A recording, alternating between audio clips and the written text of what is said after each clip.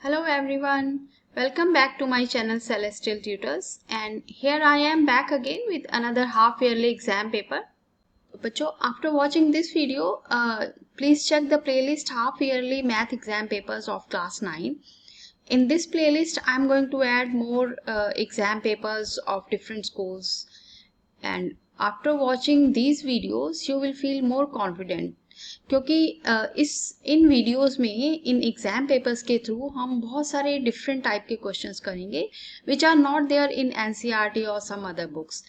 कहीं बिल्कुल ही नए स्टाइल के क्वेश्चंस भी कवर अप करेंगे and as well as the most important questions.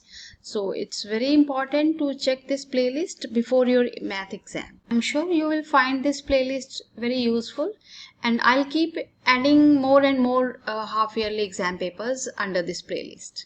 Start करते हैं. First problem बहुत easy है. Find the coefficient of y raised to 4 in this expression.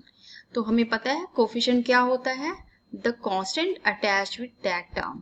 यहाँ पर constant क्या है 5, तो इसका आंसर क्या हुआ 5. Option B. सेकेंड प्रॉब्लम है how many parts does the x axis divide the plane into. अब बहुत से बच्चे यहाँ मिस्टेक कर सकते हैं कि they will write 4 parts but it's not asking x and y axis. देखो जब ये लिखता है x axis it means only one axis और एक्सिस का प्लूरल होता है एक्सिस AXEX. तो जब ये लिखता है x and y axis how many parts does the x and y axis divide the plane into, then answer would be 4 parts क्योंकि तब हम दोनों एक्सिस कंसिडर करेंगे. But in this question right now it is asking only about x axis. It means आपको सिर्फ एक horizontal line draw करनी है एंड यू विल सी कि अगर आप ये x एक्सिस ड्रॉ करोगे तो ये कितने पार्ट्स में डिवाइड कर रहा है पूरे प्लेन को. Only 2 parts, this upper one and this lower one. So answer is 2, not 4. Next question number 3 में if two interior angles on the same side of a transversal intersecting two parallel lines in the ratio 2:7 then greater of the two angles is. हम जल्दी से draw कर लेते हैं दो parallel lines और इनको एक कट करती हुई transversal line. The angles on the same side of transversal, तो सेम साइड पे एंगल्स हैं इस ट्रांसवर्सल लाइन के सेम साइड पे एंगल्स हैं and these angles are in ratio 2:7 और हमें पता है कि the sum of co interior angles of two parallel lines is 180. ये जो दोनों एंगल्स हैं these are the co interior angles, तो इनका सम कितना होगा 180. अब हम कॉमन रेशियो के साथ इसको लिख लेते हैं 2x + 7x = 180.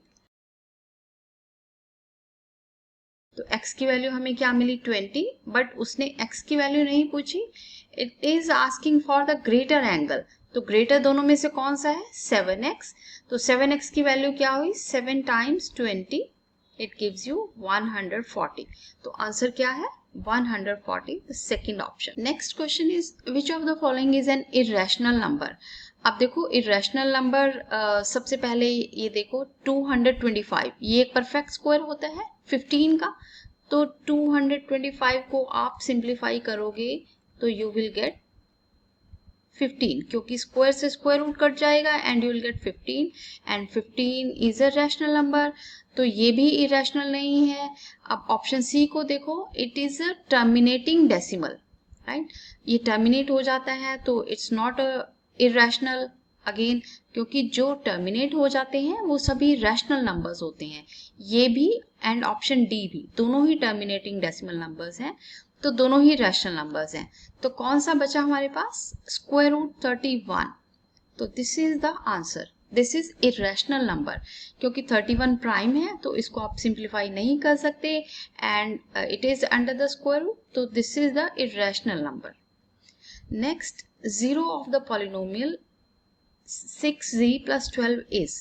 तो हमें पता है कि किसी भी चीज की जीरो फाइंड करनी होती है, किसी भी फंक्शन की जीरो फाइंड करनी होती है तो हम इसको जीरो के इक्वल पुट कर देते हैं and solve for the variable -2. तो ये हो गई इसकी zero, option D. Next question है कि हमें बताना है 3,0 ये पॉइंट किस क्वाड्रेंट में लाई कर रहा है. तो देखो बच्चों, जब भी one of the coordinate is zero, इधर x इज जीरो और y इज जीरो, तब ये हमेशा या तो x एक्सिस पे लाई करेगा या y एक्सिस पे, और ये हमेशा रिवर्स होता है। अगर y कोऑर्डिनेट जीरो है then it will lie on the x axis, तो ये x एक्सिस पे लाई करेगा यहाँ पर 3,0। This is the point. तो first option is the answer. Next question is which of the following statements are true. Only one line can pass through a single point. एक single point है, इसमें से क्या एक ही लाइन पास हो सकती है? No, infinitely lines can pass through this point, तो ये भी फॉल्स हुआ। Next is there is infinite number of lines that pass through two distinct point. अब दो पॉइंट्स है हमारे पास, इन दोनों में से सिर्फ एक ही लाइन पास हो सकती है, राइट? तो ये भी फॉल्स है। ये कहता है कि infinite number of lines can pass through two points, तो दिस इज फॉल्स। नेक्स्ट है ऑप्शन डी, पहले देख लेते हैं। If two circles are equal then their radii are unequal. देखो, जब भी दो सर्कल्स इक्वल होते हैं that means they are congruent. Congruent है तो उनकी जो रेडियाई है, जो रेडियस है दोनों के, वो भी इक्वल होंगे। तो ये भी स्टेटमेंट फॉल्स है क्योंकि इसने कहा है कि रेडियस आर अनइक्वल, तो ये भी फॉल्स है।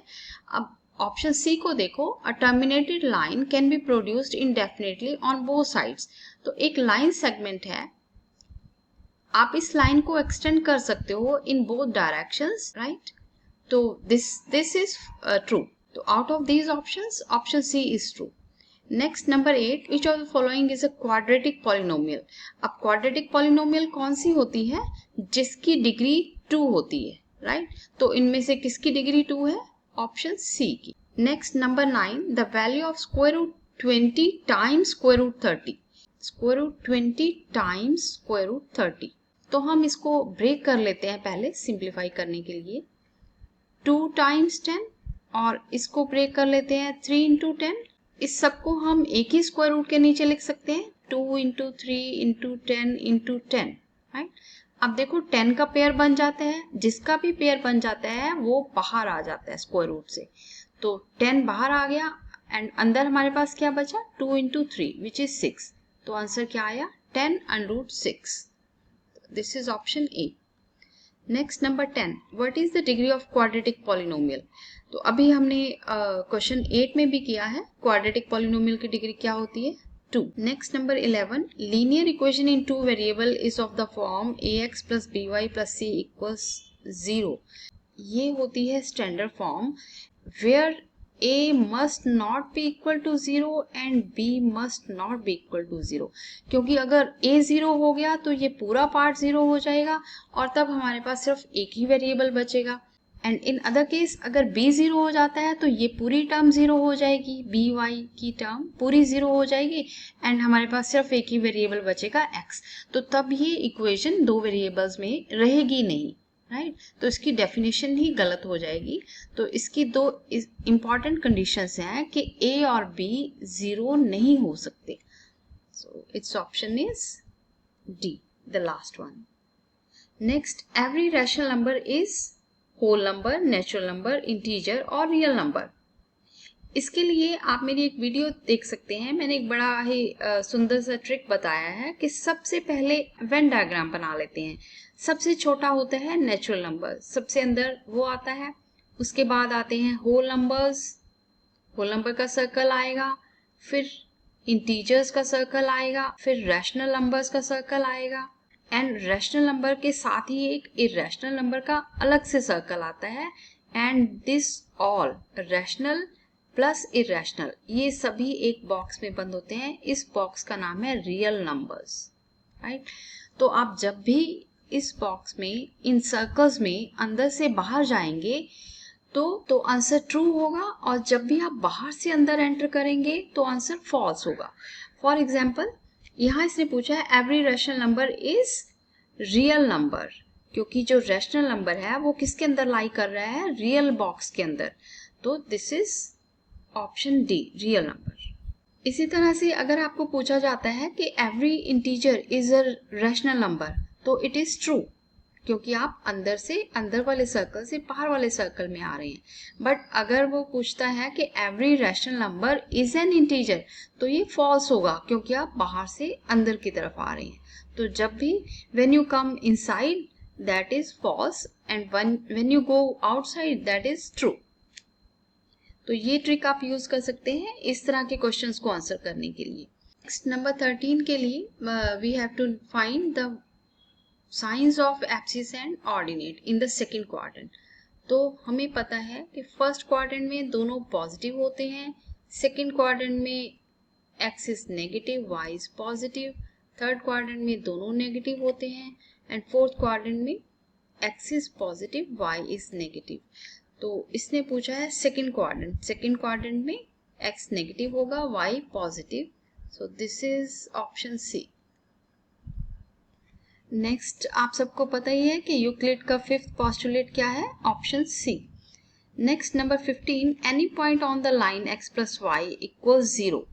अब देखो हमारे पास लाइन क्या है, x plus y equal 0 and y को हम लिख लेते हैं माइनस एक्स। अब अगर आप x को k एज्यूम करते हैं तो what you will gate, minus के, राइट। x को आपने एज्यूम किया k और y आपको क्या मिला, माइनस के। तो ये पॉइंट किस फॉर्म में हुआ, k कॉमा माइनस के, which is option A. In next question it is asking two coincident lines intersect at how many points। देखो coincidence line कौन सी होती हैं, जो lines एक दूसरे के ऊपर लाई करें। एग्जैक्टली कि आपको ये दो लाइंस अलग से नजर ही नहीं आती, आपको ये एक ही लाइन लगती है, बट एक्चुअली ये दो लाइंस हैं लाइंग ऑन वन अनदर। तो अब देखो इनमें कितने पॉइंट्स कॉमन हैं, इनमें बहुत सारे इनफाइनाइटली पॉइंट्स कॉमन होंगे, राइट।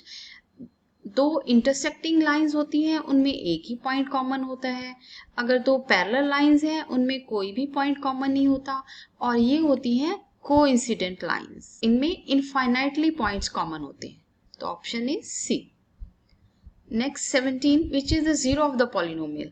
तो हमें पता है किसी भी पॉलिनोमियल की जीरो फाइंड करने के लिए हम उसको जीरो के इक्वल पुट कर देते हैं and solve for x.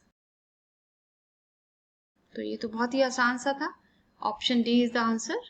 Next 18, if a equals 50 and b equals a then b equals 50 by, ये आप सबको बड़े अच्छे से पता होगी कि यूक्लिड एक्सियम है ये। If two things are equal to the same thing then the two are equal to one another as well. तो ये यूक्लिड के एक्सियम है। नेक्स्ट नंबर 19, असर्शन भी चेक कर लेते हैं असर्शन ठीक है या नहीं। The angles of a linear pair are y minus 20 and y plus 20। तो लीनियर पेयर है हमारे पास एक, हमें पता है लीनियर पेयर के एंगल्स का सम कितना होता है 180। तो हम इन दोनों का सम लिख लेते हैं इक्वल्स टू 180। अब इसको सॉल्व कर लेते हैं, तो y की वैल्यू हमें 90 मिली। इसमें स्मॉलर एंगल कौन सा है, y माइनस 20। तो y माइनस 20 आपको क्या मिलेगा, 90 माइनस 20 इक्वल्स टू 70। तो ये स्मॉलर एंगल हमें क्या मिलता है 70। तो असर्शन इसकी करेक्ट है, smaller angle equals to 70 degree, assertion is correct. But look at the reason, sum of the angles of a linear pair is 360 which is wrong. Linear pair का sum कितना होता है 180। तो assertion is correct, reason is wrong. तो इसमें से कौन सी ऑप्शन हुई, ऑप्शन सी। नंबर 20, ये आप सबको ही पता होगा कि assertion is wrong, it is never that square root 5 equals to square root 2 plus square root 3, right. क्योंकि ये दोनों अनलाइक रेडिकल्स हैं तो हम इनको ऐड कर ही नहीं सकते, so this assertion is wrong. हम सिर्फ लाइक रेडिकल्स को ही ऐड कर सकते हैं। एंड रीजन देखते हैं क्या है, square root of a positive real number always exist, that is true. Real positive real number का स्क्वायर रूट हमेशा एग्जिस्ट करता है। तो यहाँ assertion is false and reason is true. तो ये हो गई last option D. Next is section B, यहाँ पर each question is for 2 marks. Question number 21, very important question, Euclid geometry में से हमेशा ये क्वेश्चन अक्सर रिपीट हो जाता है एग्जाम्स में। If a point C lies between 2 points A and B such that A C equals B C then prove that A C is equal to half of A B. तो एक line draw कर लेते हैं, इनके बीच में एक point C लाई करता है सच दैट कि ये दोनों पार्ट्स इक्वल है। AC is equal to BC। हमें प्रूव करना है कि AC is equal to 1/2 of AB। तो बहुत ही आसान है, आपने इसको प्रूव करते हुए प्रॉपर रीजन लिखने हैं। फॉर एग्जांपल सबसे पहले हम लिखेंगे AC is equal to BC given. हमें पता है, we know that AB is equal to AC plus CB, right. अब आप AC को BC से रिप्लेस कर सकते हैं। अब आप देखो कि हमें क्वेश्चन में क्या चाहिए, हमें AB चाहिए और AC चाहिए, हमें BC नहीं चाहिए। तो हम इस BC को रिप्लेस कर देंगे AC के साथ ही, क्योंकि हमें पता है AC and BC are equal, right. तो ये आपके पास हो जाता है 2AC। तो ये 2 नंबर के क्वेश्चन के लिए this is sufficient. Next question number 22 में you need to evaluate 194 into 206। अब देखो 194 into 206। अब आप ये देखो कि दोनों ही नंबर 200 के क्लोज हैं। 194 के लिए हम 200 में से 6 माइनस कर देंगे एंड 206 के लिए हम 6 ऐड कर देंगे। अब आप देखो ये बड़ी ही फेमिलियर सी आइडेंटिटी हम यहाँ पर लगाएंगे। a minus B into A plus B equals to A square minus B square. A square हमारे पास क्या है 200 माइनस बी क्या है 6, ए स्क्वायर माइनस बी स्क्वायर। अब आप इनको मल्टीप्लाई करके सिंप्लीफाई कर लोगे and you will get the answer. Next जो और पार्ट है इसका ऑप्शनल पार्ट PQ प्लस 27, इसको फैक्टराइज करना है। ये भी बहुत ईजी है, PQ प्लस 27। अब देखो 27 भी किसी का क्यूब होता है, इट्स अ क्यूब ऑफ 3। तो हम इसको लिख सकते हैं PQ प्लस 3Q। और यहाँ हम यूज कर सकते हैं आइडेंटिटी AQ प्लस BQ वाली, which is A plus B। अब आप इस आइडेंटिटी में A की जगह P पुट कर दोगे और B की जगह पे 3 पुट कर दोगे and you will get the answer. Question number 23 भी बहुत ही इजी है। हमें 1 एंड 2 इसका सॉल्यूशन दिया गया है, तो इट मीन्स कि हम x को 1 पुट कर सकते हैं और y को 2। तो यहाँ हमें क्या मिला 2 माइनस 2 इक्वल्स टू 0। तो p की वैल्यू हमें क्या मिली p equals to 0। Next question number 24 में we are given that AB and CD दो लाइंस हैं, वो एक दूसरे को इंटरसेक्ट करती हैं पॉइंट O पे and such that BC is parallel to DA। जो BC है ये वाली line is parallel to DA, this line. ये दोनों लाइंस पैरेलल हैं एंड इक्वल भी हैं, BC is equal to DA। तो अब देखो जब भी दो पैरेलल लाइंस होती हैं तो ये हो गई ट्रांसवर्सल लाइन, तो ये दोनों एंगल्स कौन से हुए ऑल्टरनेट इंटीरियर एंगल्स। और इसी तरह से ये दोनों एंगल्स भी क्या हुए ऑल्टरनेट इंटीरियर एंगल्स, राइट। और हमें क्या प्रूव करना है, show that O is the mid point of both the line segment AB and CD। जब भी हम ज्योमेट्रिक प्रूफ को लिखते हैं तो आपने एक प्रॉपर फॉर्मेट में लिखना है। सबसे पहले हम लिखते हैं the given things and then we write to proof and then we write the actual body of the proof. अभी मैं टाइम कांस्टेंट की वजह से मैं इसको शॉर्ट में कर रही हूँ, but you can watch my videos on chapter 7 triangles and lines and angles to see the exact format. तो हमें यहाँ पर क्या प्रूफ करना है, AO is equal to OB, right. हमें दो चीजें प्रूव करनी है, आपने यहाँ मिस्टेक नहीं करनी, ध्यान से देखो। उसने पूछा है कि prove that O is the mid point of both the line segments, तो AB का भी हमने प्रूव करना है ये वाला पार्ट और CD के लिए भी प्रूव करना है। इट मीन्स हमें प्रूव करना है कि CO is equal to OD as well. तो ये दो चीजें हमें प्रूव करनी है। तो हम एक्चुअल प्रूफ में क्या लिखेंगे, हमें गिवन है BC is equal to AD, हमने साइड वाला पॉइंट लिख लिया है। नेक्स्ट हम एंगल्स वाले दोनों पॉइंट लिख लेते हैं। Angle DCB is equal to angle ADC और रीजन क्या है alternate angles. Angle BAD is equal to angle ABC, reason again the same alternate angles. तो हमें तीनों पॉइंट्स मिल गए and you will observe that जो साइड है that is included between these two angles. तो ये कौन सा क्राइटेरिया हुआ, ASC बाय ASC। और जब दोनों ट्रायंगल्स कॉन्ग्रुएंट हैं तो हम क्या लिख सकते हैं, therefore side CO equals to OD and side OB equals to OA। इन दोनों का रीजन क्या हो गया, बाय CPCT। क्वेश्चन थोड़ा सा लेंथी जरूर हो जाते हैं बट इट्स नॉट हार्ड, मुश्किल नहीं है। Next is question number 25, locate square root 5 on the number line. हम 5 को ब्रेक कर लेते हैं यूजिंग पाइथागोरस थ्योरम। 5 को हम ब्रेक कैसे करेंगे, 4+1 में, और अगर हम इसको स्क्वायर्स में लिखते हैं तो क्या हो जाएगा, 2 स्क्वायर प्लस 1 स्क्वायर। तो इसका मतलब हमें नंबर लाइन पे बेस क्या चाहिए, 2, एंड परपेंडिकुलर चाहिए 1। तो हम एक ऐसे लाइन ड्रॉ करेंगे, this is centre point O। यहाँ से हम 2 यूनिट्स बेस लेंगे, ये हमारा बेस हुआ। यहाँ पर हम 90 डिग्री का एंगल ड्रॉ करेंगे, राइट, और इसको फिर यहाँ से कट करेंगे 1 यूनिट। यहाँ कंपास रख के आपका ये जो डिस्टेंस है इट शुड बी 1 यूनिट। जो भी आप ले रहे हैं, अगर आप सेंटीमीटर्स ले रहे हैं या इंचेस ले रहे हैं, बेटर यू टेक इंचेस, क्योंकि सेंटीमीटर बहुत ही छोटा हो जाता है।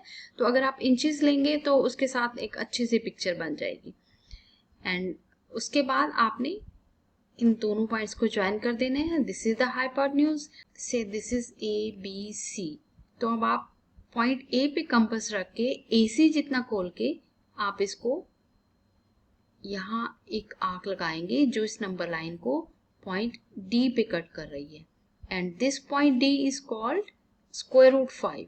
इसके ऑप्शनल पार्ट में है कि हमें स्क्वायर रूट 5.1 को नंबर लाइन पे ड्रॉ करना है। जब भी आपको square root of decimal number draw करना है नंबर लाइन पे, तो इसका एक डिफरेंट क्राइटेरिया हो जाते हैं। फॉर एग्जाम्पल स्क्वायर रूट 5.1 और स्क्वायर रूट 4.5 और स्क्वायर रूट 9.3 और like these decimal numbers।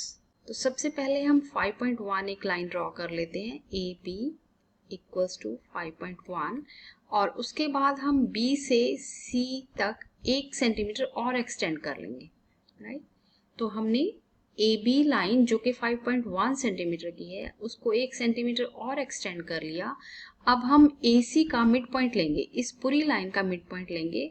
For example ये मिड पॉइंट आया यहाँ पर, तो हम यहाँ कंपास रख के एक सेमी सर्कल लगाएंगे, एंड इसके बाद हम पॉइंट B पे रख के यूजिंग प्रोटेक्टर आप एक 90 का एंगल ड्रॉ करेंगे। Suppose this is 90 degree angle. उसके बाद आपने B पे कंपास रखनी है और अपनी कंपास को BD के जितना खोलना है और एक आर्क लगानी है ऑन द नंबर लाइन। ये नंबर लाइन को यहाँ टच करेगी, यहाँ पे कट करेगी, से दिस इज पॉइंट E, और ये आपका हो जाता है square root 5.1। This point E represent square root 5.1। I hope ये दोनों ही पार्ट्स इजी हैं, तो सभी बच्चे कर लेंगे। Next we are going to start section C। In this section each question is for 3 marks. तो क्वेश्चन नंबर 26 बहुत ही आसान है और बड़ा ही कॉमन सा क्वेश्चन है। हमें इसको रैशनलाइज करना है। जो गिवन एक्सप्रेशन है square root 3 minus 1 over square root 3 plus 1, इसको हम रैशनलाइज करेंगे और मेरे ख्याल से सभी ये बच्चे कर सकते हैं। हमें ऊपर मिल जाता है this into this becomes whole square, right, और नीचे हमें कौन सी आइडेंटिटी लगानी है, a plus B into A minus B वाली, which is equal to A square minus B square. और इसको जब आप सिंप्लीफाई करेंगे तो you will get a simplified expression,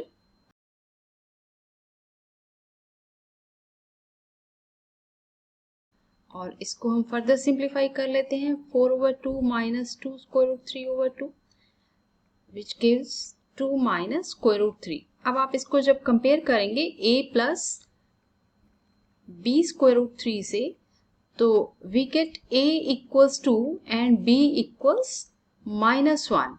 अब यहाँ पर -3 है। जब आप इन दोनों टर्म्स को कंपेयर करेंगे तो स्क्वायर रूट 3 के आगे कुछ भी नहीं है, जस्ट नेगेटिव साइन है। तो जब कुछ भी नहीं होता तो वी एज्यूम इट एज 1, तो we get b value as -1।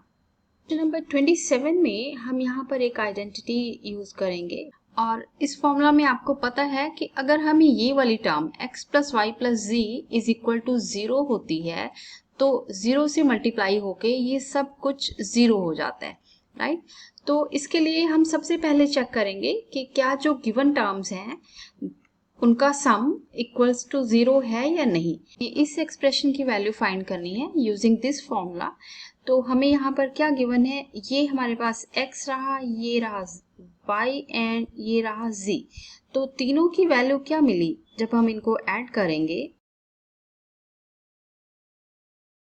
तो x प्लस वाई प्लस जी की वैल्यू हमें क्या मिली, 0। दैट मीन्स ये जो फॉर्मूला है ये किसके इक्वल हो जाएगा, X cube plus Y cube plus Z cube minus 3xyz equals to 0।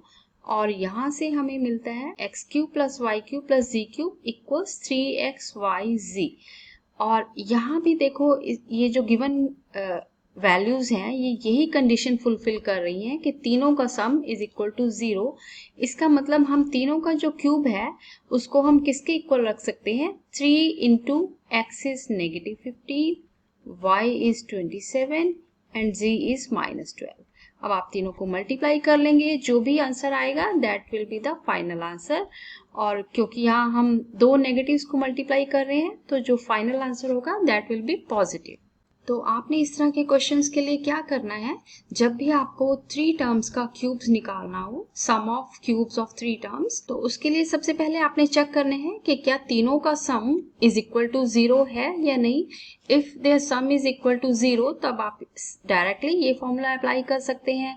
देखिए 27 के ऑप्शनल क्वेश्चन में हमें क्या गिवन है, 2x प्लस 3y equals to 12 and xy equals to 6 और हमें इसकी वैल्यू फाइंड करनी है। नाउ यू ऑब्जर्व दैट कि अगर हम इस पार्ट का होल क्यूब करते हैं तो हमें ऑटोमेटिकली ये एक्सप्रेशन मिल जाता है। So what we do in this expression, we cube both the sides, taking cube of both the sides. Left side पे हम a plus B whole cube का फॉर्मूला अप्लाई कर देते हैं। 2x का क्यूब क्या हो जाएगा, 8x क्यूब प्लस 3y का whole cube is 27y cube plus 3ab, 3 into a is 2x into b is 3y, 3ab into a plus b, 2x plus 3y। ये हमने यहाँ a plus b whole cube का formula apply कर दिया left side पे, और right side पे हम 12 का होल क्यूब ले लेते हैं। इस एक्सप्रेशन को हम नेक्स्ट सिंप्लीफाई कर लेते हैं। 3 times 2 6 times 3 is 18xy into, अब 2x plus 3y की वैल्यू हमें ऑलरेडी गिवन है विच इज 12, तो हम इसको 12 से रिप्लेस कर देते हैं। एंड नेक्स्ट हम यहाँ पर xy की वैल्यू भी पुट कर देते हैं। यहाँ मैंने बाय मिस्टेक xy की वैल्यू गलत लिख ली है, इट्स नॉट 16 इट्स 6। तो हम xy को यहाँ रिप्लेस कर देते हैं 6 से। सो 18 टाइम्स 6 टाइम्स 12, यहाँ जो भी आंसर आएगा that will be the value of 8x cube plus 27y। इस तरह से आप इसको सॉल्व कर सकते हैं। Next is very important question of lines and angles number 28। ये क्वेश्चन अक्सर रिपीट होता है एग्जाम्स में, तो वेरी इंपॉर्टेंट क्वेश्चन और इतना मुश्किल भी नहीं है। इस क्वेश्चन को सॉल्व करने के मैं आपको दो मेथड दिखाने जा रही हूँ, आपको जो भी मेथड इजी लगे यू कैन अप्लाई दैट। अब देखो बच्चों, यहाँ पर हमें प्रूफ करना है कि ROS angle ROS is equal to half of QOS minus POS। अब QOS एंगल हमारे पास कौन सा है, ये वाला, and POS is this one, right. तो हमें ये दोनों एंगल्स यूज करने हैं एंड ROS यूज करने हैं।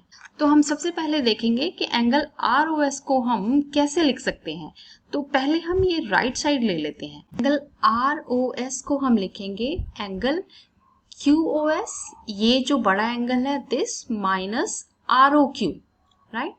Angle QOS minus angle ROQ। अगर हम इस पूरे एंगल में से ROQ माइनस कर देते हैं तो हमें कौन सा एंगल मिलेगा, एंगल ROS। तो वही हमें लिखना है यहाँ पर। अब नेक्स्ट इक्वेशन के लिए हम लेफ्ट पार्ट देखेंगे, तो हम यहाँ लिख सकते हैं एंगल ROS, ये जो एंगल है this is equal to POR minus POS, right. अगर हम इस पूरे एंगल में से POS को माइनस कर देते हैं तो what we get, angle ROS। तो वही इक्वेशन हमें यहाँ लिखनी है, angle ROS equals to angle POR minus POS. And now we are going to add these two equations. Left side को लेफ्ट साइड में ऐड करना है और राइट साइड को राइट साइड में ऐड करना है। अब हम यहाँ क्या करेंगे, एंगल आर ओ क्यू की वैल्यू आपको पता है, this angle is given 90 degree, right. Angle R O Q को हम रिप्लेस कर देते हैं 90 से, और इसी तरह से क्योंकि ये लीनियर पेयर है, अगर हमें ये वाला एंगल 90 का गिवन है तो ये भी ऑटोमेटिकली 90 का ही होगा, राइट। तो एंगल आर ओ पी की वैल्यू भी हम क्या लिख सकते हैं, 90 डिग्री। आर ओ पी या फिर angle P O R, it's the same thing, तो इसको भी हम क्या लिख सकते हैं, 90 डिग्री। ये दोनों कट जाएंगे, इस 2 को हम राइट साइड पे लाके डिवाइड कर देंगे, तो it becomes angle Q O S minus angle P O S whole divided by 2, और इसको आप फिर फर्दर सिंप्लीफाइड फॉर्म में ऐसे लिख सकते हैं, angle Q O S minus P O S. मैंने आपको यहाँ शॉर्ट वे दिखाया है, बट आपने जब इसको एग्जाम में प्रूव करना है तो प्रॉपर एग्जैक्ट फॉर्मेट में लिखना है। सबसे पहले हम लिखते हैं given, then to prove, and then main body of the proof. Hence proved. And now I'm going to show you another way, another method. हमें पता है कि angle R O Q is given 90 degree, तो angle R O P भी जो है वो 90 degree का होगा, क्योंकि दोनों ही लीनियर पेयर हैं। जब हम इस स्टेटमेंट को देखते हैं तो हमें यहाँ चाहिए angle Q O S and R O S. तो एंगल आर ओ क्यू को हम किस चीज से रिप्लेस कर सकते हैं, angle S O Q minus R O S. अब आर ओ पी एंगल को हम कैसे लिखें कि हमें एंगल पी ओ एस भी मिल जाए और आर ओ एस भी मिल जाए, क्योंकि हमें इस स्टेटमेंट के अकॉर्डिंग हमें यहाँ पर एंगल पी ओ एस भी चाहिए और आर ओ एस भी चाहिए। तो हम आर ओ पी को लिख सकते हैं angle this plus angle this, तो angle P O S plus angle R O S. Next हम एंगल आर ओ एस को राइट साइड पे शिफ्ट कर देंगे और पी ओ एस को लेफ्ट साइड पे।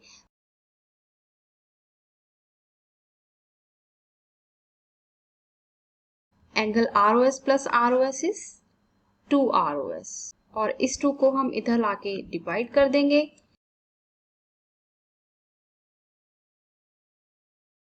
and here we get the required result and hence proved. हम करने जा रहे हैं ये वाला question, this is the optional part of question number 28। आपको दोनों क्वेश्चंस में से कोई भी एक क्वेश्चन करना था, तो चलो देखते हैं कि इसको कैसे करना है। हमें गिवन है angle X Y Z equals to 64, तो ये ड्रॉ कर लेते हैं, and X Y is produce to point P. इस एक्स वाई को प्रोड्यूस किया जाता है if ray Y Q bisect angle ji Y P. अब देखो एंगल जी वाई पी कौन सा है, ये वाला एंगल, और इसको एक रे बाइसेक्ट करती है वाई क्यू। तो वाई क्यू जो है वो इस एंगल को बाइसेक्ट कर रही है। बाइसेक्ट का मतलब होता है कि इक्वल इक्वल पार्ट्स में डिवाइड करना, तो ये इट मीन्स कि ये दोनों एंगल्स इक्वल होंगे। और हमें फाइंड क्या करना है, एंगल एक्स वाई क्यू, ये वाला पूरा एंगल फाइंड करना है, and reflex Q Y P. Reflex Q Y P का मतलब होता है कि क्यू वाई पी छोड़ के बाकी सारा पार्ट। देखो एक्स पी जो है that is a straight line, right. तो ये पूरा एंगल कितना होगा, 180 डिग्री। हमें यहाँ पर ये एंगल गिवन है 64, तो ये एंगल कितना होगा, जी वाई पी। तो एंगल जी वाई पी कितना होगा, 180 माइनस 64। ये पूरा एंगल हमें यहाँ मिल जाता है 116, और 116 को हम 2 से डिवाइड करेंगे तो हमें ये दोनों पार्ट्स मिल जाएंगे। हमें यहाँ चाहिए एंगल जी वाई क्यू, तो एंगल जी वाई क्यू को हम लिख सकते हैं 116/2। आपने यहाँ रीजन, हर स्टेप पे रीजन लिखते जाना है कि वाई दिस इज सो। आपने फर्स्ट स्टेप पे यहाँ पर रीजन लिखना है कि this is a linear pair, तो that's why you are subtracting it from 180। और यहाँ आपने रीजन लिखना है कि given Y Q is a bisector, right. तो ईच स्टेप के साथ you keep on writing the reason, otherwise आपको इसके फुल मार्क्स नहीं मिलेंगे। तो 116 divide by 2 is equal to 58 degree, right. तो एंगल जी वाई क्यू हमें मिलता है 58 डिग्री, और इसने पूछा है angle X Y Q, and XYQ is the sum of 64 and 58. ये आपको मिल जाएगा एंगल XYQ। और नेक्स्ट सेकंड पार्ट में उसने पूछा है रिफ्लेक्स एंगल QYP। अब QYP कितना है 58, तो इट मीन्स 58 को छोड़ के बाकी जितना पार्ट है, आपको पता है कि ये कंप्लीट एंगल होता है 360, तो अगर आप 360 में से 58 माइनस कर देंगे तो you will gate reflex angle QYP। तो इस तरह से हमें यहाँ दोनों एंगल्स की वैल्यू मिल जाती है। Next question number 29, very easy. आपको बताना है कि किस क्वाड्रेंट में ये पॉइंट लाई कर रहे हैं। The ordinate is 7 and abscissa -5। देखो बच्चों, abscissa is always the x value and ordinate is always the y value. तो आप इसको सबसे पहले पॉइंट फॉर्म में लिख लो -5, 7, ताकि आपको एनालाइज करने में इजी हो। एंड नेक्स्ट पॉइंट क्या होगा, एब्सिसा -3, ऑर्डिनेट -7, तो इसको हम लिखेंगे -3, -7। और थर्ड जो पॉइंट है दैट इज -5, 6। बच्चों को ये डायग्राम आता ही है। फर्स्ट क्वाड्रेंट में दोनों x and y values positive होती हैं, सेकंड में x is negative, y is positive, third quadrant में दोनों ही नेगेटिव होती हैं, एंड फोर्थ क्वाड्रेंट में x is positive, y is negative. तो इस तरह से आप ऑब्जर्व कर सकते हो कि कौन सा पॉइंट किस क्वाड्रेंट में लाई कर रहा है। Next, moving on to question number 30, we need to write 3 solutions for the given equation 5x + 2y = 7। आपको 3 सॉल्यूशंस चाहिए, तो उसके लिए आप कोई भी 3 रैंडम वैल्यूज सिलेक्ट कर लो x की। तो जनरली हम चूज करते हैं 0, 1 एंड 2। तो इन तीनों वैल्यूज को आप यहाँ पुट करते जाएं और y की वैल्यूज फाइंड करते जाएं। फॉर एग्जाम्पल कि आप जब x को पुट करोगे तो y की वैल्यू हमें मिलेगी 7/2। तो आप इसको यहाँ पॉइंट की फॉर्म में लिख देंगे 0, 7/2 and this will be the first solution. इसी तरह से जब आप 1 पुट करोगे यहाँ पर तो y की वैल्यू आपको मिलेगी 5 × 1 is 5, 7 - 5 is 2, 2/2 is 1, तो आपको पॉइंट मिलेगा 1, 1। तो ये होगा आपका सेकेंड सॉल्यूशन, और इसी तरह से आप थर्ड सॉल्यूशन भी फाइंड कर सकते हैं। नेक्स्ट क्वेश्चन नंबर 31, ये भी एक यूक्लिड ज्योमेट्री का इंपॉर्टेंट क्वेश्चन है। Show that every line segment has one and only one mid point. तो इसको हम कॉन्ट्राडिक्शन से प्रूव करेंगे। We assume that line AB has 2 mid points, right. हम एज्यूम कर लेते हैं कि जो लाइन सेगमेंट AB है इसके एक मिड पॉइंट नहीं है बल्कि 2 मिड पॉइंट है, C और D, राइट। अब हम इसी अजम्पशन को लेटर ऑन हम गलत प्रूव कर देंगे, और इससे फिर प्रूव होगा कि the line segment has only 1 mid point. तो यहाँ अगर 2 मिड पॉइंट हैं, suppose we have C as the mid point first, right. तो अगर C मिड पॉइंट है तो हमें क्या मिलता है, AC = CB, राइट। ये हो गई इक्वेशन 1। उसके बाद हम लिखेंगे कि assume that D is the midpoint, तो हमें क्या मिलता है। अब हम क्या करेंगे, वी सब्ट्रैक्ट इक्वेशन 2 फ्रॉम 1 में से इक्वेशन 2 को सब्ट्रैक्ट करेंगे। AC - AD = CB - DB। अब देखो AC में से AD माइनस कर रहे हैं। AC एक छोटी लेंथ है और AD बड़ी लेंथ है, तो छोटे में से जब बड़ा माइनस करते हैं तो हमें एक नेगेटिव वैल्यू मिलती है हमेशा। जैसे कि आप 3 में से 5 माइनस करेंगे तो 3 - 5 गिव्स यू -2, राइट। तो इसी तरह से हमें यहाँ पर -CD मिलता है। -CD = अब राइट साइड पे देखो CB - DB। CB में से हम DB माइनस कर रहे हैं, तो यहाँ भी हमें CD मिलेगा बट पॉजिटिव का, क्योंकि हम एक लार्जर लेंथ में से एक स्मॉलर लेंथ माइनस कर रहे हैं, राइट। तो अब -CD = CD। अब इस CD को भी हम दूसरी तरफ ले जाते हैं, CD + CD।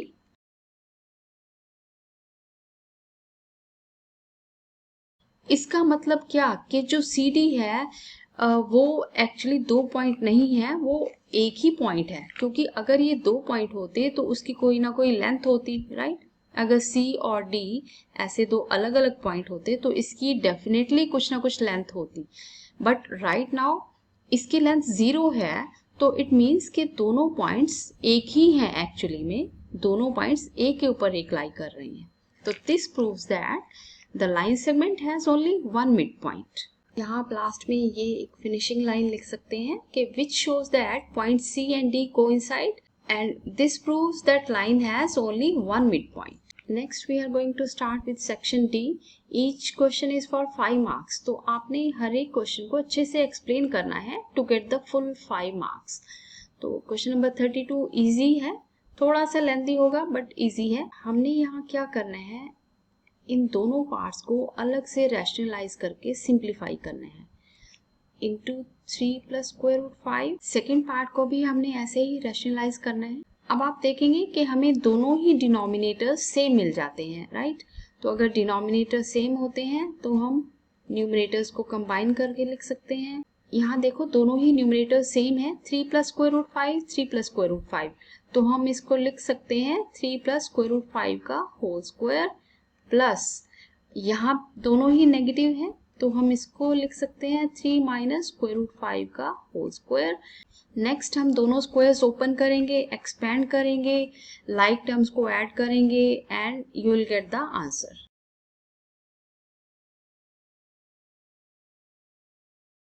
नेक्स्ट हम करने जा रहे हैं 32 का ऑप्शनल पार्ट। इसमें देखो हमने जो भी डिनोमिनेटर्स हैं उनको पहले सिंप्लीफाई करना है। देखो बच्चों यहाँ आपने एक ट्रिक देखनी है कि जो भी आपको ये नंबर्स दिए होते हैं 216, यहाँ पर 256 और यहाँ 243, तो जो भी पावर्स हैं, जो भी पावर्स में डिनोमिनेटर्स हैं, जैसे यहाँ पर डिनोमिनेटर 3 है तो इट मीन्स जो 216 है वो किसी का क्यूब होगा। तो ये आपको सोचना है कि किसका क्यूब हो सकता है। इसी तरह से 256 की पावर जो है दैट इज -3/4। अब यहाँ डिनोमिनेटर क्या है 4, तो इसका मतलब जो 256 है वो किसी नंबर की पावर 4 होगी। तो वो हमें देखना है कि किस नंबर की पावर 4 होगी, विच इज 4⁴, क्योंकि जब आप 4 को 4 टाइम्स मल्टीप्लाई करेंगे तो यू विल गेट 256, राइट। इसी तरह से थर्ड नंबर है 243⁻⁻⁵। अब 243 किसी नंबर की पावर 5 होगी, तो वो आपको देखना है कि कौन सा नंबर हो सकता है, दैट इज 3⁵ इज 243 -1/5, यहाँ पर थी पावर -3/5 एंड यहाँ पर थी पावर -2/3।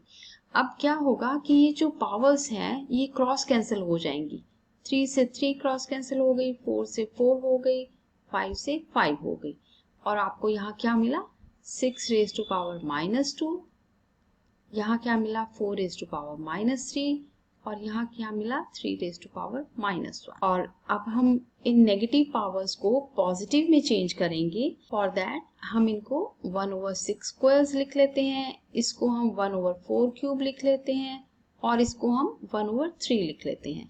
तो यहाँ से हमें क्या मिला is equal to 1/36 is equal to 1/4³ is 64। तो अब देखो इन तीनों डिनोमिनेटर्स को जब हमने सिंप्लीफाई किया तो हमें ये मिला। अब हम यहाँ पर वैल्यूज पुट कर देते हैं इसकी। 4 इसको सिंप्लीफाई करके हमें मिला था 1/36, यहाँ लिख लेते हैं, प्लस 1 इस पार्ट को सिंप्लीफाई करके हमें मिला था 1/64, इस पार्ट को सिंप्लीफाई करके हमें मिला था 1/3। तो और अब हम क्या करेंगे, ये जो नीचे वाले फ्रैक्शंस हैं इनको हम फ्लिप कर देंगे। 4 × 36/1 प्लस 1 × 64/1। इनको फ्लिप करने के बाद हमने मल्टीप्लाई कर लेना है। मल्टीप्लाई करने के बाद तीनों को ऐड किया and we get the final answer as 240। In next question number 33 we are given that x plus 1 and x minus 1 are the factors of this polynomial and we need to find the values of a and b. We know that कि अगर कोई factor होता है किसी polynomial का तो वो उस पॉलिनोमियल को सेटिस्फाई भी करेगा, राइट।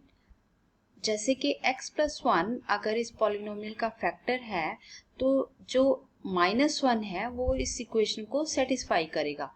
इट मीन्स कि जब हम x की वैल्यू -1 पुट करेंगे तो you will gate 0।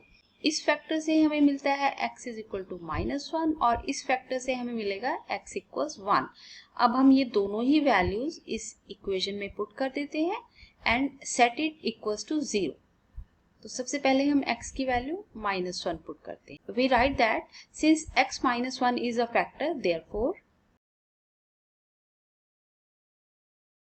And now we simplify this.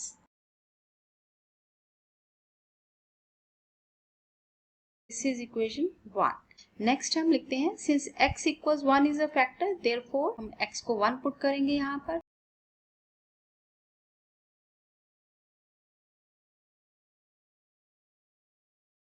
Next हम इन दोनों इक्वेशंस को ऐड कर देंगे। जब हम इन दोनों इक्वेशंस को ऐड करेंगे, -a प्लस a कैंसिल होके 0 आ जाएगा and b plus b gives you 2b। तो -3 प्लस 1 गिव्स यू -2। अब हम 2 से दोनों साइड डिवाइड कर देंगे and we get b is equal to -1। बच्चों, this is called solving linear equations by the method of elimination. ये आपने 9th में नहीं पढ़ा है अभी तक, आप इसको 10th में स्टडी करेंगे, but it's not that hard. Just एक सिंपल एडिशन है 2 इक्वेशंस का। तो आपने देखा है कितना इजी है। This is new for you but this is not hard. अब हम b की वैल्यू -1 किसी भी इक्वेशन में पुट कर देंगे, चाहे फर्स्ट में या फिर सेकंड में। तो सेकंड में पुट कर लेते हैं, a plus b is equal to 1। b हमारे पास आया है -1, तो -1 is equal to 1 and here we get a is equal to 2। तो हमें दोनों वैल्यूज मिल गई। a की वैल्यू हमें मिली है 2 एंड b की value -1। So this is how we solve it. जो क्वेश्चन नंबर 33 का सेकंड ऑप्शनल पार्ट है, ये भी सिमिलर सा ही है। सेम ही मेथड से हम इसको सॉल्व करेंगे। We are given that x -2 and x -1/2 are the factors of this equation. Show that p is equal to r. तो अगर ये दोनों फैक्टर्स हैं इस इक्वेशन के, तो ये x values x is equal to 2 और यहाँ से हमें मिलती है x इज इक्वल टू 1/2। तो ये दोनों ही वैल्यूज इसको सेटिस्फाई करेंगी, इस इक्वेशन को। तो हम इन दोनों वैल्यूज को इस इक्वेशन में पुट करते हैं 1 बाय 1। p इंटू एक्स को हम सबसे पहले 2 पुट करेंगे।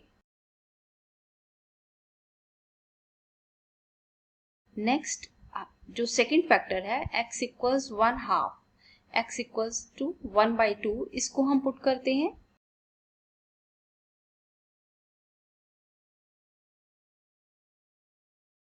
अब जो सेकंड इक्वेशन है उसमें हमें फ्रैक्शंस मिले, तो हम सबसे पहले इस फ्रैक्शंस को हटाने की कोशिश करते हैं।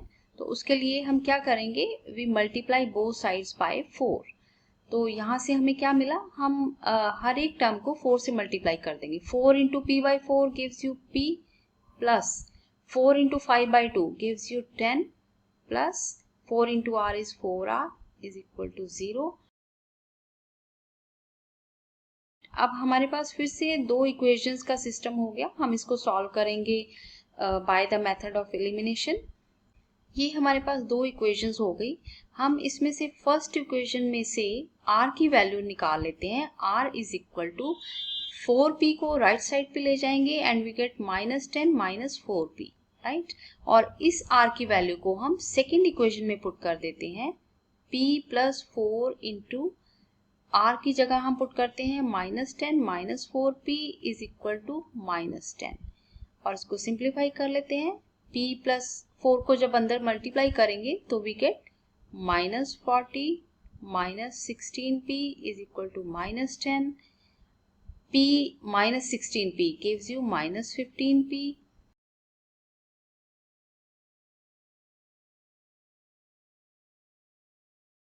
p की वैल्यू हमें मिली -2। अब हम r की वैल्यू कैसे निकालेंगे, इस -2 को हम यहाँ पुट कर देंगे, राइट। तो we get r is equal to -10 - 4 into p की जगह हम -2 पुट करेंगे, तो वी गेट -10 प्लस 8 इज -2। तो हमें r की भी वैल्यू क्या मिली, -2। हमें p की वैल्यू भी -2 मिली थी और r की वैल्यू भी -2 मिली है। तो this proves that p is equal to r। Next question number 34 में हमें क्या गिवन है कि PQRS इज अ स्क्वायर। ये जो PQRS ये स्क्वायर है, तो स्क्वायर की सभी साइड्स इक्वल होती हैं। Next SRT is an equilateral triangle. ये जो SRT है, this triangle is equilateral triangle. Equilateral triangle का मतलब है कि तीनों साइड्स इक्वल होंगी और तीनों एंगल्स क्या होंगे, 60-60 ईच। ये एंगल भी 60 है, ये एंगल भी 60 है और ये एंगल भी 60। तो हमें क्या प्रूव करना है, PT इक्वल्स टू QT। ये जो साइड है PT is equal to QT। हमें ये दो साइड्स इक्वल प्रूव करनी है। अब आपने ऑब्जर्व करना है कि ये दोनों साइड्स कौन सी ट्रायंगल्स में लाई कर रही हैं। ये दोनों साइड्स PST और RQT इन दोनों ट्रायंगल्स में लाई कर रही हैं। तो इट मीन्स हमें इन दोनों ट्रायंगल्स को कॉन्ग्रुएंट प्रूव करना है। इन दोनों ट्रायंगल्स को कॉन्ग्रुएंट प्रूव करने के लिए हमें 3 पॉइंट्स चाहिए। तो सबसे पहला पॉइंट हम ये वाला लेंगे कि side TS is equal to side TR। Reason क्या है, sides of an equilateral triangle, right. तो ये हो गया हमारा फर्स्ट पॉइंट। सेकंड पॉइंट क्या हो गया, SP is equal to RQ। SP is equal to RQ, इसका रीजन क्या होगा, sides of the square. Third point देखो हम क्या ले सकते हैं। थर्ड पॉइंट ऑब्वियसली साइड तो नहीं होगी, कोई एंगल ही होगा। तो हम ये वाला एंगल देखते हैं। क्या हमें ये एंगल पता है, हमें पता है कि स्क्वायर के सारे एंगल्स कितने होते हैं, 90-90 ईच। तो ये एंगल जो है वो 90 है और ऊपर वाला एंगल हमें पता है 60। तो ये पूरा एंगल कितना हुआ, कंप्लीट एंगल कितना हुआ, 90 + 60 150। इसी तरह से ये कंप्लीट एंगल कितना होगा, 90 + 60 150। तो हम यहाँ इसको लिख सकते हैं एंगल, इस पॉइंट को आपने अलग से प्रूव करना है कि angle PST is equal to 90 + 60। Reason आप लिखेंगे कि sum of angles of the square and equilateral triangle. तो यहां से हम लिख सकते हैं angle PST is equal to angle QRT is equal to 150 each. और अब तीनों पॉइंट्स हमें मिल गए, तो दैट मीन्स कि triangles are congruent. But congruent है तो किस रूल से, बाय SAS। अब देखो जो एंगल है ये दोनों साइड्स हमने काउंट की हैं और एंगल्स इन दोनों के बीच में लाई कर रहा है, तो ये इंक्लूडेड एंगल हुआ। तो हमें कौन सा रूल अप्लाई करना है, SAS रूल। तो हम लिखेंगे the triangles TSP is congruent to TRQ by SAS rule, right. आपने इसको अच्छे से ज्योमेट्रिक वे में प्रूव करना है, प्रॉपर स्टेप्स के साथ, रीजनिंग के साथ। और लास्ट में आप लिखेंगे कि since the triangles are congruent therefore PT is equal to QT। क्योंकि दोनों ट्रायंगल्स कॉन्ग्रुएंट हैं तो इनकी सभी साइड्स भी आपस में इक्वल होंगी, therefore side PT is equal to QT by CPCT। और सेकंड पार्ट में हमें प्रूव करना है कि एंगल TQR इक्वल्स 15 डिग्री। अब एंगल TQR कौन सा है, यहाँ पर angle TQR is this one, ये वाला एंगल, राइट। अब आप ध्यान से देखोगे कि ये सेंट्रल एंगल हमारे पास है 150 और ये जो TRQ ट्रायंगल है ये कौन सी ट्रायंगल है, इसमें जो TR साइड है that is equal to RQ। Side SR है वो स्क्वायर की भी साइड है और ट्रायंगल की भी साइड है। तो इट मीन्स जो इक्विलेटरल ट्रायंगल की तीनों साइड्स आपस में इक्वल हैं और स्क्वायर की भी सेम साइड है। तो इट मीन्स स्क्वायर की साइड और ट्रायंगल की साइड्स भी आपस में इक्वल हैं। तो यहाँ से हमें क्या मिला कि triangle TRQ is an isosceles triangle. Means कि इसकी दोनों साइड्स इक्वल हैं तो दोनों बेस एंगल्स भी इक्वल होंगे, because angles opposite to equal sides are also equal.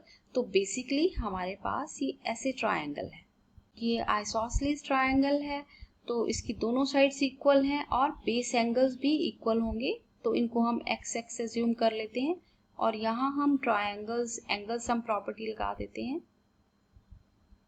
यहाँ से हमें मिला 2x + 150 इज इक्वल टू 180। तो angle x is equal to 15 degree और एंगल x क्या है, एंगल TQR। तो therefore angle TQR is equal to 15 degree. Next question number 35. यहाँ हमें क्या गिवन है कि दो स्ट्रेट लाइंस हैं A B and C D, वो कहाँ इंटरसेक्ट कर रही हैं? पॉइंट ए पे, इस पॉइंट पे। If COT is given 60 degree, ये एंगल हमें 60 का गिवन है and we need to find angle A, B and C।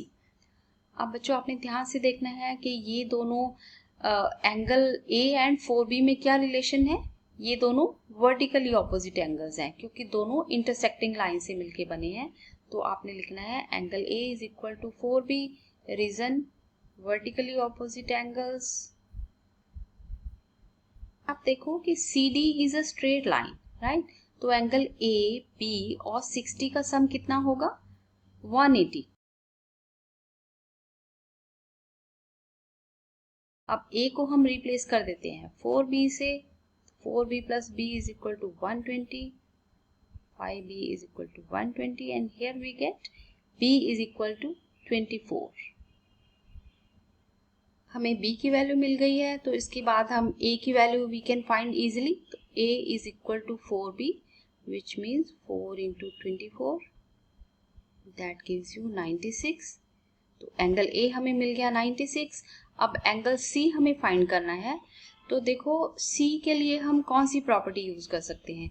चाहे तो आप angle 2C is equal to 60 plus B लिख दो, या फिर आप 2C प्लस A, ये दोनों लीनियर पेयर यूज कर सकते हो और इनका सम इज इक्वल टू 180 लिख सकते हो।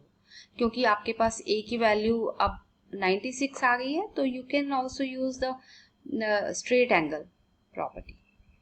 तो 2C plus A equals to 180, reason linear pair, और 2C is equal to 180 minus A की वैल्यू है 96, 2C इज इक्वल टू 84 और यहाँ से हमें C की वैल्यू क्या मिली? 84 divide by 2 which is 42 degree.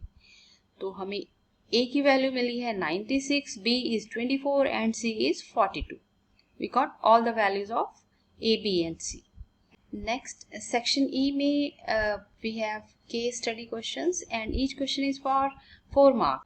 क्योंकि ये questions real life based होते हैं, आपकी बुक से नहीं होते। तो ध्यान से आपने स्टेटमेंट को रीड करना है और फिर आंसर्स करने हैं क्वेश्चंस को वन बाय वन। तो इसको रीड करते हैं। Civil engineer is designing a 4-way traffic signal system.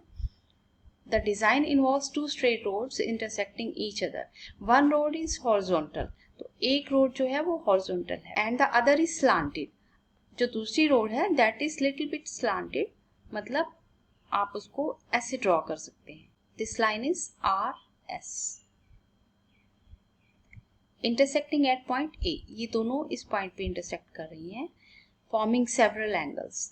The angle ROQ is given 120 degree. ROQ देखो कौन सा एंगल है? ROQ is this angle. ये एंगल कितना गिवन है आपको? 120 डिग्री।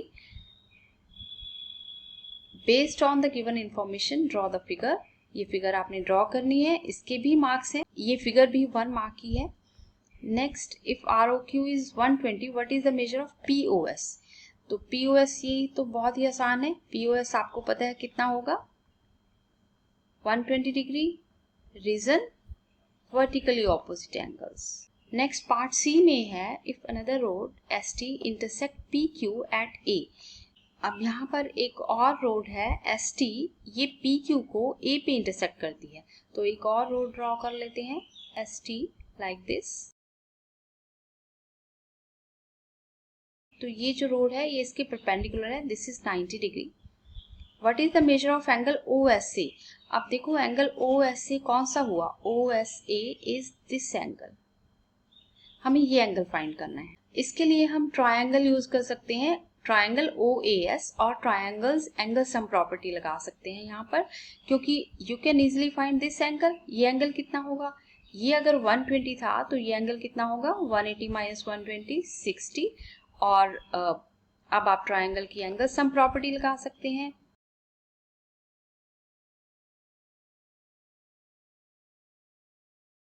अब नेक्स्ट ऑप्शनल पार्ट में इसने पूछा है फाइंड एंगल OAT। अब angle OAT is this one. तो अगर आपके पास ये एंगल 90 का था तो ये भी 90 होगा। And angle AOS is this angle, ये आपने ऑलरेडी फाइंड कर लिया है 60 डिग्री। तो आप इसका सम इजिली फाइंड कर सकते हैं। Angle OAT plus angle AOS is equal to OAT is 90 degree plus AOS is 60 degree. 90 plus 6 is 150 degree. तो ये इसका आंसर कितना हुआ? Is equal to 150 degree. Next, question number 37. We are given that truss bridges are formed with the structure of connected elements that form triangular structures to make up the bridge. Bridge को बनाने के लिए trusses use की जाती हैं. Trusses are the triangles that connect to the top and bottom chord and the two end posts. You can see that there are some triangular shapes are shown in the picture given alongside and these are represented as ABC. आपको यहाँ नजर नहीं आ रहा होगा तो मैं यहाँ लिख देती हूँ. This is triangle ABC, this is triangle ACD and ABE. ये है point E. तो एक ये ट्राइंगल हो गई ABE. तो ये जो ऊपर वाली इंफॉर्मेशन है इससे हमें कोई लेना देना नहीं है ज़्यादा, तो हमें सिर्फ ज्योमेट्रिक पार्ट देखना है. We are given 3 triangles here. तो what we are given? AB equals CD. जो AB है this is equal to CD. ये लाइन इसके इक्वल है and AD is equal to CB. AD जो है this is equal to CB. ये line इसके इक्वल. हमें प्रूफ क्या करना है कि triangle ABC and CDA, ABC ये वाली ट्राइंगल एंड CDA ये वाली ट्राइंगल कि ये दोनों कॉन्ग्रुएंट है. अब चलिए इसमें हम 3 पॉइंट्स ढूंढते हैं. सबसे पहला पॉइंट तो साइड्स का ही हो गया. Side AB is equal to side CD. This is given. Second point हो गया. Again it is a side AD is equal to BC. This is again given. और थर्ड पॉइंट देखो बच्चों क्या होगा. Third point is AC. ये जो side है AC this is common to both the triangles. तो ये हमें कॉमन साइड वाला पॉइंट मिल जाते हैं. यहाँ हमें तीनों पॉइंट्स मिल गए और तीनों ही पॉइंट्स साइड साइड साइड के हैं. तो these triangles are congruent by SSS rule. तो first part is done. Second part में हमें क्या करना है? We need to find the perimeter of ACD. इस ट्राइंगल का पेरीमीटर फाइंड करना है. बट हमें जो गिवन है साइड्स वो AB दूसरी ट्राइंगल की हैं, AB एंड AC. तो AC तो कॉमन ही है दोनों में. इसका पेरीमीटर हम लिख लेते हैं. क्या होगा? AD plus DC plus CA. अब क्योंकि AD is given equal to BC तो आपने AD को BC से रिप्लेस कर देना है. Plus DC is equal to AB plus CA is already given. तो BC हमें कितनी गिवन है? 5 plus AB is 7.5 plus CA is 4.5. आप इन तीनों को ऐड कर लेंगे and you will get the answer. उसी क्वेश्चन का थर्ड पार्ट है, part C. If triangle ABC is congruent to FDE and we are given these sides. AB is given 5 centimetre, angle B is 40, A is 80. Then find the length of DF. हमें DF की length find करनी है and angle E. तो देखो angle B जो है that is equal to angle D. तो ये भी कितना हो गया? 40. Angle A is equal to angle F. ये भी कितना हो गया? 80. तो third angle we can easily find using the triangle's angle sum property. 80 plus 40 is 120. 180 minus 120 is 60. तो ये एंगल आपको कितना मिलेगा? 60 डिग्री. आपको अच्छे से ये वर्क अपना शो करना है to get the full marks. Since these triangles are already given congruent and we know that by CPCT congruent parts of congruent triangles are equal, therefore DF equals to side AB. तो हम लिखेंगे side DF is equal to 5 centimeter. C part का एक और optional part भी है, right for congruency criteria. तो आपने चारों कॉन्ग्रुएंसी के रूल्स लिख देने हैं, एक्सप्लेन कर देने हैं अच्छे से and I know you all can do this. Next moving on to question number 38. Aditya is a class 9 student residing in a village. One day he went to a city hospital along with his grandfather for general checkup. From there he visited 3 places: school, library and police station. School, ये school है, ये library है, ये police station है, right. और ये है points. He plotted a graph by taking hospital as origin. तो ओरिजिन को उसने हॉस्पिटल एज्यूम कर लिया है and mark 3 places on the graph as per his direction of movement and distance. ये इसकी क्वेश्चंस है. First part is what are the coordinates of school. School के क्या कोऑर्डिनेट्स हैं। अब आप ये देखो, यहाँ पर एक डैश लाइन ड्रॉ करो, ये कहाँ मीट कर रही है एक्स एक्सिस को 2 पे, और वाई एक्सिस को कहाँ मीट कर रही है 3 पे। तो ये कोऑर्डिनेट्स क्या हुए 2, 3। तो स्कूल के कोऑर्डिनेट्स हो गए 2, 3। In which quadrant does the police station lie. अब पुलिस स्टेशन देखो कौन से क्वाड्रेंट में लाई कर रहा है, this is 4th quadrant. What is the distance between school and police station. School और पुलिस स्टेशन के बीच का डिस्टेंस देखो। अब आपने यहाँ मिस्टेक नहीं करनी, बॉक्सेस नहीं काउंट करने, आपने यहाँ यूनिट्स काउंट करने हैं। यहाँ से लेके यहाँ तक 2 बॉक्सेस को मिलके 1 यूनिट बन रहा है, राइट। तो आप लिखेंगे यहाँ, ये है 1, 2, 3 एंड 4। 2 बॉक्सेस का 1 यूनिट है, तो कितने यूनिट्स हो गए 4। तो यहाँ पर कितना हुआ distance is equal to 4 kilometre. और क्योंकि हमें यहाँ किलोमीटर्स या मीटर्स कुछ भी यूनिट नहीं गिवन है, तो हम लिखेंगे 4 units. Right mirror image of school with respect to x axis as well as y axis. ये है इसकी मिरर इमेज वाई एक्सिस में। और जब भी मिरर इमेज वाई एक्सिस में होती है तो एक्स कोऑर्डिनेट का साइन चेंज हो जाता है, और जब आपको इमेज एक्स एक्सिस में चाहिए तो उसका वाई कोऑर्डिनेट का साइन चेंज हो जाता है। तो यहाँ आपने ध्यान रखना है, जब भी मिरर इमेज वाई एक्सिस में देखी जाती है तो एक्स कोऑर्डिनेट का साइन चेंज हो जाता है, राइट। वैल्यू नहीं चेंज होती, सिर्फ साइन चेंज होता है। अगर ये ऑलरेडी पॉजिटिव है तो नेगेटिव हो जाएगा, नेगेटिव है तो पॉजिटिव हो जाएगा। Same way mirror image in x axis, तो आपका वाई कोऑर्डिनेट का साइन चेंज होगा। अगर वाई कोऑर्डिनेट ऑलरेडी पॉजिटिव है तो ये नेगेटिव हो जाएगा, अगर नेगेटिव है तो पॉजिटिव हो जाएगा। ओके बच्चों, तो ये था आपका half yearly math exam paper का सॉल्यूशन। इतना मुश्किल नहीं था, कुछ क्वेश्चंस को छोड़ के बाकी सभी इजी क्वेश्चंस थे। So see you in another video with another exam paper. Till then take care, bye bye.